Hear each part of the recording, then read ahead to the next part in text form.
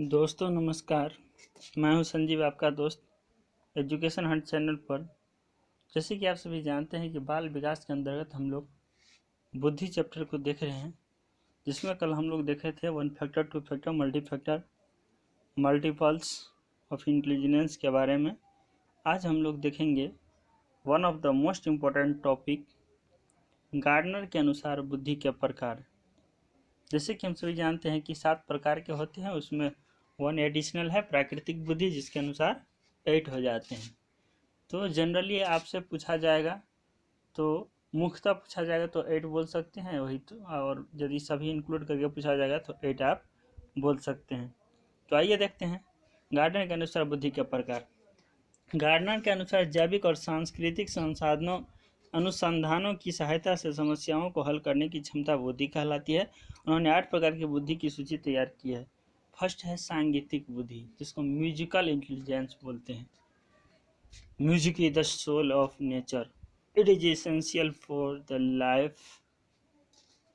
दोस्तों जैसे देखते हैं कि जब हम लोग जिस तरह के म्यूजिक सुनते हैं, वीर रस का म्यूजिक सुनते हैं, तो हम लोग देश भावना के प्रति जागृत हो उठते हैं। कोई मैरिज वाला म्यूजिक सुनते हैं तो उसको उस ढंग का इमोशन चेंज होता रहता है। तो म्यूजिक हमारे जीवन के लिए बहुत ही इम्पोर्टेंट है, और स्पेशली आपको माइंड को कंसंट्रेट करना हो तो आप म्यूजिक सुन सकते हैं। उसके बाद अपना पढ़ाई स्टार्ट करें, प्रैक्टिकल करके देखिए, ज़्यादा बेटर होगा। तो उम्मीद करता हूँ कि आप लोग को ये सांगीतिक बुद्धि अब समझ में आ रहा होगा। इस क्षेत्र में ध्वनियों, लय, स्वर और संगीत की संवेदनशीलता का ज्ञान होता है। नेक्स्ट है तार्किक गणितीय बुद्धि, लॉजिकल मैथमेटिकल इंटेलिजेंस। दोस्तों तार्किक का मतलब ये होता है अपना लॉजिक लगाना। कोई भी काम हम करते हैं तो उसमें अपना तर्क लगाते हैं। स्पेशली मैथमेटिक्स में, गणित में हमेशा आपको तर्क लगाने की ज़रूरत होती है, तब तो हम क्वेश्चन को सॉल्व कर पाते हैं। या अपने लाइफ में किसी भी क्षेत्र में किसी भी वर्क को करने के लिए आपको कहीं ना कहीं लॉजिक लगाने की ज़रूरत होती है। आप जितने अच्छे से अपने लॉजिक को यूज कर पाते हैं, उपयोग कर पाते हैं, उतनी आसानी से उस काम को संपन्न कर पाते हैं। आप अभी सीटेट की तैयारी कर रहे हैं, ऑल सब्जेक्ट में आप अपना लॉजिक जितना अच्छा से लगा सकते हैं उतना ही अच्छा आपका स्कोर जाएगा। उम्मीद करता हूँ आपको समझ में आ गया होगा। इसमें पैटर्न में पता लगाने की क्षमता, तर्क से कारण और तार्किक रूप से सोचने की क्षमता शामिल है। नेक्स्ट है भाषाई बुद्धि। दोस्तों नॉलेज अलग चीज़ होती है और लैंग्वेज अलग चीज़ होती है। नॉलेज आपको बहुत ज़्यादा है मैटर नहीं करता, आपका भाषा सही होना चाहिए। एक कहावत है, यही भाषा यही मुँह, पानी भी खिलाता है और हम लोग अपने देहात की भाषा में बोलते हैं कि जूता भी खिलाता है, मुक्का भी खिलाता है। तो डिपेंड करता है कि आपका लैंग्वेज कैसा है, आपका भाषा कैसा है, इसीलिए भाषा सही होना चाहिए। उम्मीद करता हूँ क्लियर हो गया होगा। भाषा की निपुणता शामिल है। नेक्स्ट है स्थानिक बुद्धि, इसको प्रेजेंस ऑफ माइंड बोलते हैं। एट ए टाइम किसी काम को करने के लिए आप अपने बुद्धि का किस ढंग से इस्तेमाल कर सकते हैं, यही तो आपकी प्रेजेंस ऑफ माइंड है। कहते यार उस समय मिस हो गया, मुझे ऐसे नहीं ऐसे करना चाहिए था, उसमें मुझे पूरब की ओर नहीं पश्चिम की ओर जाना चाहिए था, फिर इजी वे में हमारा काम हो जाता। ये आपकी क्या है, स्थानीय बुद्धि है। समस्याओं को हल करने के लिए मानसिक छवियों को जोड़ तोड़ कर नई छवियां बनाने की क्षमता देती है। नेक्स्ट है शारीरिक गति संवेदी बुद्धि, फिजिकल माइंड। हमारे शरीर के अंदर अपने बुद्धि से होता है। किसी की शारीरिक क्षमता व मानसिक क्षमताओं के समन्वय की प्रक्रिया इस बुद्धि के अंतर्गत आती है। नेक्स्ट है व्यक्तिगत बुद्धि, इंडिविजुअल इंटेलिजेंस, दूसरों की भावनाओं और इरादों के समझने की शक्ति। ये अलग अलग प्रकार की होती है। चूँकि आप किसी के व्यक्तिगत बुद्धि को समझने की कोशिश कर रहे हैं, लेकिन यही अंतर व्यक्तिक बुद्धि है, ये आपके अंदर से आता है, आपके आत्मा से आता है। ये आपकी अंतर व्यक्तिक बुद्धि है, किसी की अपनी भावनाओं और प्रेरणाओं की समझने की क्षमता। मतलब ये अपने आप को फील कर रहे हैं अंतर व्यक्तिक में, और व्यक्तिगत में आप दूसरे को समझ रहे हैं। उम्मीद करता हूँ क्लियर हो गया हो। और 1995 में 1995 में एडिशनल प्राकृतिक बुद्धि को ऐड किया गया, इसीलिए इसको एडिशनल बोल सकते हैं। वैसे प्राकृतिक बुद्धि इसका नाम है। नेचुरली हम सभी जानते हैं नेचुरली क्या होता है, प्राकृतिक क्या होता है। आर्टिफिशियल नहीं है, मतलब नेचुरली है, गॉड गिफ्टेड है। यह गार्डनर के मूल 7 बुद्धि सिद्धांत का हिस्सा नहीं है। प्राकृतिक बुद्धि को 1995 में उनके द्वारा प्रस्तावित किया गया था। प्राकृतिक बुद्धि के रूप में समझाया जा सकता है जो व्यक्ति आसानी से वनस्पति और जीवों को पहचानने में सक्षम हो। और जीव, वनस्पति और ये जीव क्या है, ये नेचुरल है, प्राकृतिक है। प्राकृतिक दुनिया में अन्य परिणामी भेद करने की क्षमता रखता है तथा उत्पादकता, शिकार में, खेती में, जैविक विज्ञान में एक महत्वपूर्ण बुद्धिमत्ता का प्रयोग कर रहा है और इस प्रकार की बुद्धिमत्ता रखता है।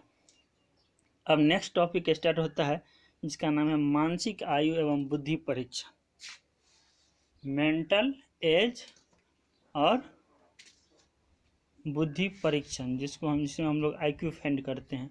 सॉरी, आईक्यू फाइंड तो नहीं करते हैं, मेंटल एज फाइंड करते हैं, आईक्यू कैलकुलेट करते हैं। बुद्धि परीक्षण के द्वारा व्यक्ति के व्यक्तित्व की विशेषताओं का पता लगाया जाता है। पाश्चात्य मनोवैज्ञानिकों ने बुद्धि के प्रामाणिक मापन की विधियों की खोज की है। इस संदर्भ में सर्वप्रथम जर्मन मनोवैज्ञानिक वुंट का नाम आता है, विलियम वुंट।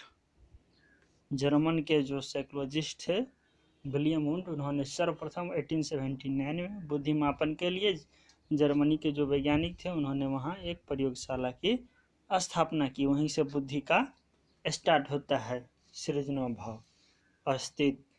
तो देखिए कैसे कैसे आगे बढ़ा। उसके बाद फ्रांसीसी मनोवैज्ञानिक बीने और साइमन, अल्फ्रेड बीने और साइमन ने बुद्धि के मापन आधार बच्चों के निर्णय, स्मृति, तर्क एवं आंकिक जैसी मानसिक कार्यों को माना। उन्होंने इस कार्य से संबंधित अनेक प्रश्न तैयार किए और उन्हें अनेक बच्चों पर आजमाया इस परीक्षण के अनुसार। तो बीने और साइमन, सबसे पहले विलियम वुंट जर्मनी के थे, उन्होंने 1879 में एक लैब प्रयोगशाला की स्थापना की। उसके बाद फ्रांसीसी अल्फ्रेड बीने और साइमन ने मिलकर के अलग अलग बच्चे पर अलग अलग प्रकार से बुद्धि का परीक्षण किया और उन्होंने इस तरह से बताया कि वैसे बच्चे, आइए देख लेते हैं लिखा हुआ है, जो बालक अपनी आयु के निर्धारित सभी प्रश्नों को उत्तर दे देता है वह सामान्य बुद्धि का है। जो अपनी आयु से ऊपर की आयु के बच्चों के लिए निर्धारित प्रश्नों का उत्तर भी दे देता है वह उच्च बुद्धि का है। और जो अपने आयु से ऊपर की आयु के बच्चों के लिए निर्धारित सभी प्रश्नों का उत्तर दे देता है वह सर्वोच्च बुद्धि का है। एवं जो अपने आयु के बच्चों के लिए निर्धारित प्रश्नों के सही उत्तर से नहीं दे पाता वह निम्न बुद्धि का है। मान लीजिए किसी बच्चे का आयु 20 वर्ष है और उसके लिए जो निर्धारित है कि इतना वह आंसर देना चाहिए, उससे कम देता है तो वह निम्न बुद्धि का हो गया, उससे ज़्यादा दे गया तो उच्च बुद्धि का हो गया। उस जितना निर्धारित है उससे भी सुपर एकदम सही जवाब दे देता है तो वह सुपर बुद्धि का हो गया। तो ये थोड़ा घुमा फिरा करके स्टेटमेंट हुआ साइमन और बीने के द्वारा, जिसको आगे बढ़ाने का काम किया स्टर्न। आइए देखते हैं स्टर्न के बारे में क्या दिया।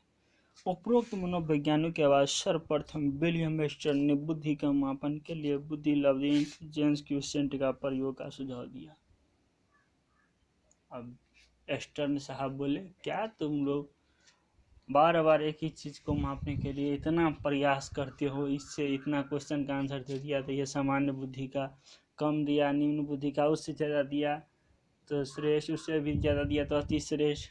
बहुत लफड़ा है भाई, तुम लोग ऐसा क्यों नहीं करते हो कि IQ फाइंड कर ले तो इंटेलिजेंस क्वेश्चन। तब तक उधर से टर्मन भाई साहब कान लगा करके सुन रहे थे। उन्होंने कहा क्या क्या क्या IQ इंटेलिजेंस क्वेश्चन, बुद्धि लब्धि। तो आइए देखिए टर्मन ने क्या कहा। टर्मन ने सर्वप्रथम बुद्धि लब्धि ज्ञात करने की विधि बताई। इसके अनुसार बुद्धि लब्धि को बच्चे की मानसिक आयु की वास्तविक आयु से भाग करके 100 से गुना करके प्राप्त की जा सकती है। तो टर्मन ने अपना सफलता प्राप्त की, कोशिश किया। स्टर्न, अल्फ्रेड बीने और साइमन, आईक्यू शब्द का नाम दिया स्टर्न, लेकिन टर्मन ने उस पर सफलता प्राप्त की और अपना मोहर लगा दिया और दुनिया को बता दिया कि आईक्यू का फॉर्मूला देने वाला कौन है, तो टर्मन है। उन्होंने कहा IQ equal to intelligence question equal to मानसिक आयु बट्टा वास्तविक आयु गुना 100। मानसिक आयु को MA बोलते हैं, मेंटल एज, और नीचे में वास्तविक आयु को CA बोलते हैं, क्रोनोलॉजिकल एज, गुना 100।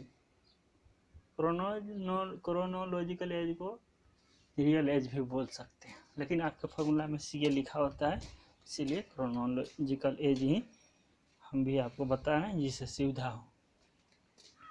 तो इस ढंग से टर्मन ने इस फॉर्मूला को साबित कर दिया। अब क्वेश्चन आता है कि मान लीजिए किसी बच्चे का मेंटल एज कितना है, सपोज करते हैं 25, क्रोनोलॉजिकल एज 20 है, तो IQ कैलकुलेट करना है, क्या होगा, MA बट्टा CA गुना 100। MA का वैल्यू कितना है 25 अपॉन CA का वैल्यू कितना है 20 इंटू 100। 25 जा 5 जा 125, तो IQ कितना आ जाएगा 125। तो ये उसका IQ कैलकुलेट हुआ। लेकिन ध्यान रखना है कि फाइंड करते हैं हम लोग मेंटल एज। रियल एज तो सभी का पता होता है, क्रोनोलॉजिकल एज, तो लैब में फाइंड क्या किया जाता है, मेंटल एज। बहुत ही इंपॉर्टेंट क्वेश्चन है। अब मनोवैज्ञानिक के द्वारा ये बताया गया है कि किसका कितना जो है बुद्धि लब्धि होता है। 120 से 129 के बीच में आएगा तो श्रेष्ठ बुद्धि, 110 से 119 के बीच में आएगा तो उच्च सामान्य बुद्धि, 90 से 109 के बीच सामान्य बुद्धि, 80 से 89 के बीच में आएगा तो मंद बुद्धि, 70 से 79 के बीच में आएगा क्षीण बुद्धि।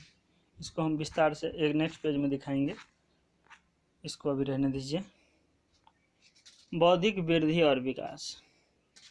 बौद्धिक वृद्धि और विकास अनेक कारकों पर निर्भर करता है। मस्तिष्क और संबंधित स्नायुओं की परिपक्वता बौद्धिक वृद्धि को प्रभावित करती है। जन्म के समय बालकों में उसकी बौद्धिक योग्यताएं अनेक विकास की प्रथम अवस्था के निम्न स्तर पर होता है। बालक की आयु बढ़ने के साथ साथ उसकी बौद्धिक योग्यता में वृद्धि और विकास होता रहता है।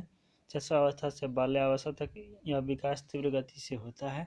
जैसे कि हम सभी जानते हैं कि शिशुअवस्था में यह विकास तेजी गति से होता है, परंतु किशोरावस्था के अंत में और प्रौढ़ावस्था में इसका विकास गति मंद हो जाती है। थर्स्टन का विचार है कि उसके द्वारा किए गए कारक विश्लेषण अध्ययनों के आधार पर प्राप्त 7 प्राथमिक मानसिक योग्यता एक साथ एक समान आयु स्तर पर परिपक्व नहीं होती है। उसके अनुसार प्रत्यक्ष परक योग्यता 12 वर्ष की अवस्था में अपनी वृद्धि की पूर्णता की ओर अग्रसर होती है। इसी प्रकार 14 वर्ष की अवस्था में वस्तु प्रेक्षक तथा तार्किक योग्यता, 16 वर्ष की आयु में स्मृति योग्यता और संख्यात्मक योग्यता परिपक्वता अवस्था की ओर अग्रसर होती है। बालकों की शाब्दिक योग्यता तथा भाषा बोध आदि योग्यता इस आयु के बाद विकसित होती है। वेस्लर का विचार है कि बौद्धिक वृद्धि कम से कम 20 वर्ष की आयु तक होती रहती है। आधुनिक शोधों से यह पता चलता है कि 60 वर्ष की आयु तक बुद्धि लब्धि में वृद्धि होती रहती है। जाहिर सी बात है, हम लोग जानते हैं कि जब तक हमारा लाइफ है तब तक हम लोग कुछ न कुछ सीखते रहते हैं, तो बुद्धि में तो वृद्धि होगी ही। शिक्षा के क्षेत्र में बुद्धि परीक्षण का महत्व शैक्षणिक मार्गदर्शन, विज्ञान के साथ साथ मनोविज्ञान ने मानवीय समस्याओं के समाधान में अपूर्व योगदान दिया है।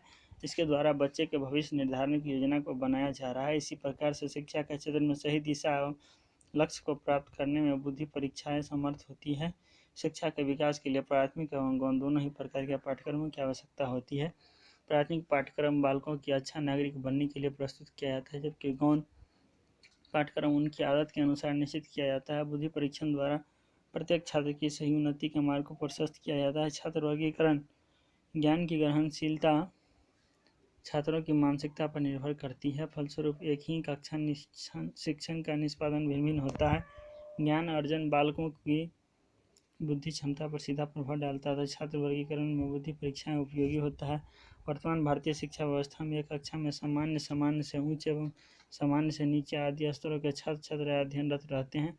प्रश्न उठता है कि क्या सभी बच्चे का शैक्षणिक विकास उत्तम हो सकेगा? ऐसी परिस्थिति में बुद्धि परीक्षण के माध्यम से शिक्षक सामान्य से भिन्न एवं उच्च आदि छात्रों का वर्गीकरण करके उपयुक्त शिक्षण का प्रबंध करेगा, ताकि स्तरों के छात्र छात्राएं पाठ्यक्रम को धारण करके उत्तम निष्पादन प्रस्तुत कर सके। इस प्रकार बुद्धि परीक्षण से अध्यापकीय, छात्र एवं पाठ्यक्रम संबंधी सभी समस्याएं आसानी से समाप्त हो जाती है। यौन भिन्नता में उपयोगी शोध कार्यों से स्पष्ट हुआ है कि लड़के एवं लड़कियों में बुद्धि के आधार पर ही कार्य कुशलता में अंतर पाया जाता है। इनके शारीरिक एवं मानसिक विकास का क्रम भिन्न होता है तथा ज्ञान अर्जन की क्षमताओं में भिन्नता पाई जाती है। स्पियरमैन के अनुसार दोनों में सामान्य एवं विशिष्ट योग्यताएं पाई जाती है। इनका निर्धारण बुद्धि परीक्षणों के आधार पर ही संभव है। अतः सामाजिक व्यवस्था को सामान्य बनाए रखने के लिए यौन भिन्नता के आधार पर विचार, विभिन्न अंतरों की पहचान कर उनके बीच समायोजन स्थापित करने के लिए बुद्धि परीक्षणों का प्रयोग किया जाता है। स्वयं का ज्ञान शिक्षा का प्रयत्न बच्चों का सामान्य विकास करना होता है। बुद्धि परीक्षण के जरिए बच्चे अपने भीतर की क्षमताओं एवं शक्तियों को पहचान कर अपनी आकांक्षाओं की पूर्ति आसानी से कर सकते हैं।